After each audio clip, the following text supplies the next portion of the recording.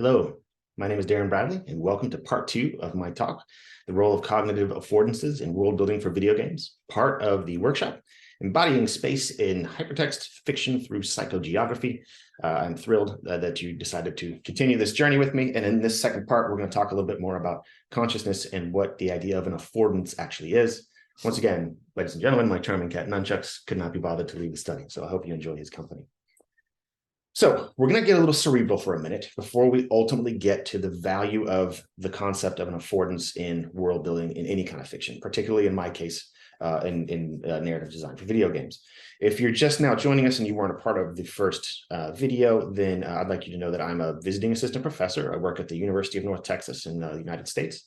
And there I teach classes on narrative design and script writing for video games. So happy that you joined me here today. So back to our original conversation, which is all about the interdisciplinary nature of narrative design and script writing. We steal from any discipline or philosophy that we can. And in this case, we're going to begin this conversation talking about phenomenology, which is basically the study of lived experience through a subjective view, how you experience the universe yourself. So there's an important thinker named Ulrich Neisser, who in an anthology called Self and Consciousness, Multiple Perspectives, chopped consciousness up into 3 categories. The first is what's called the ecological self. Now, the ecological self refers to sensory input. So in this form of consciousness, a simpler way of thinking of it is that consciousness is just the entire external universe, everything that exists out there, internalized, filtered through your mind.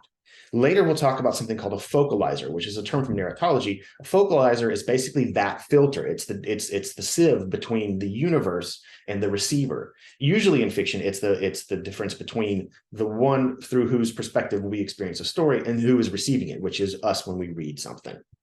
So the physical world is consciousness in regards to how it affects our survival, our movement, reproduction, the other drives of biology, right? So it's everything that pertains to the actual world that we live, breathe, and move through. Now, a second important category, and again, we will come back to these a few different times during our conversation, is the extended self. Recall from the last video that I defined the extended self as basically a sense of self of consciousness that has moved beyond the confines of just your own mind and body. It could include your entire room, or an example that I used, it could, for example, include a vehicle like a car. You're driving a car, you hit a pothole, it makes you wince. Why would you wince? You're not in any physical danger, but you've extended yourself to sense of consciousness to include your entire vehicle. That is an extended self. And it's what we use when we play a video game to extend our own selves into the simulated consciousness of the characters in the game.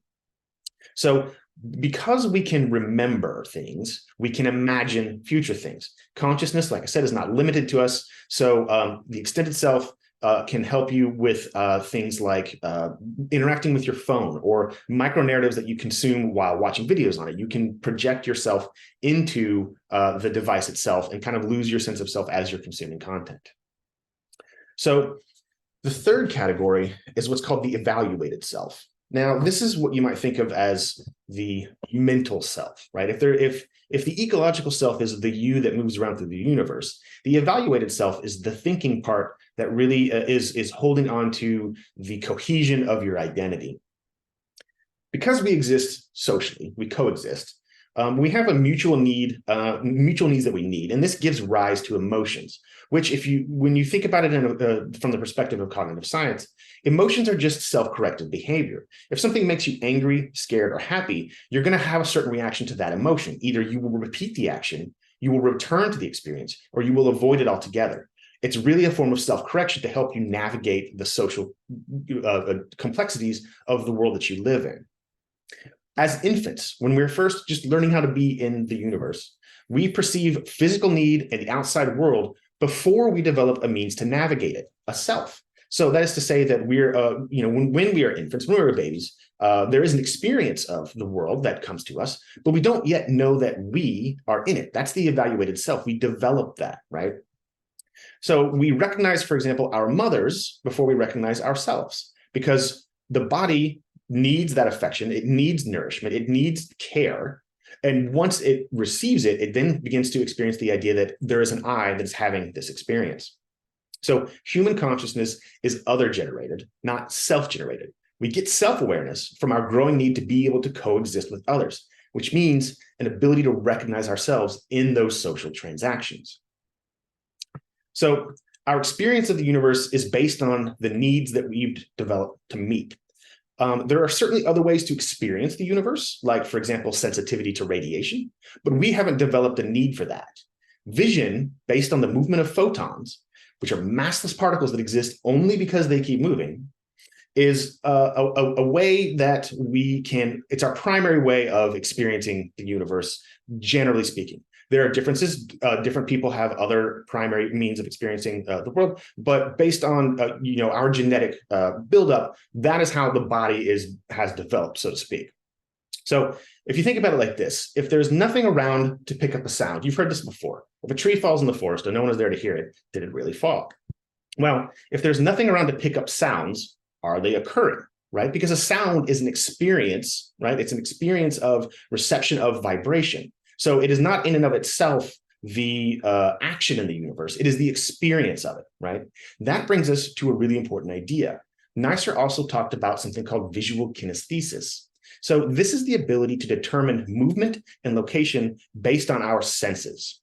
What we're doing and where we're going, that's one of the most primary aspects of consciousness. That's the ecological self, right? What are we doing in this universe around us, and how is this going to, translate to our lived experience? Well, the same is true of our point of view in games. We are capable of abstracting 2D movement into a 3D conceptualization.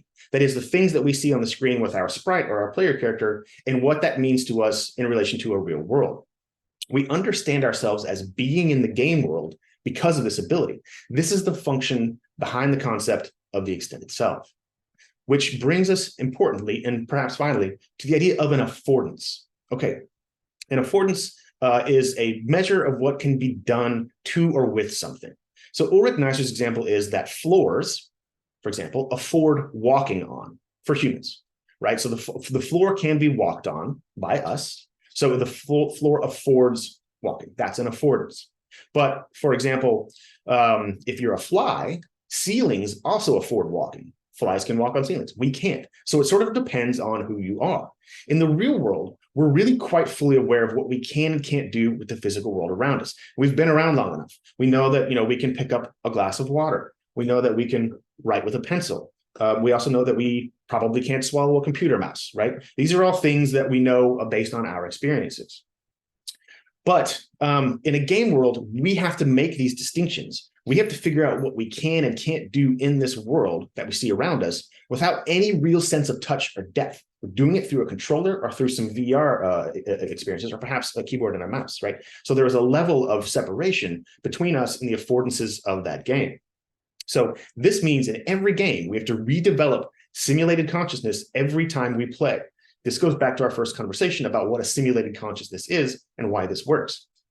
This is usually why video games have training sequences. They're revealing to you the affordances of the game world. Can you climb mountains? Can you swim in lakes? Can your character fly?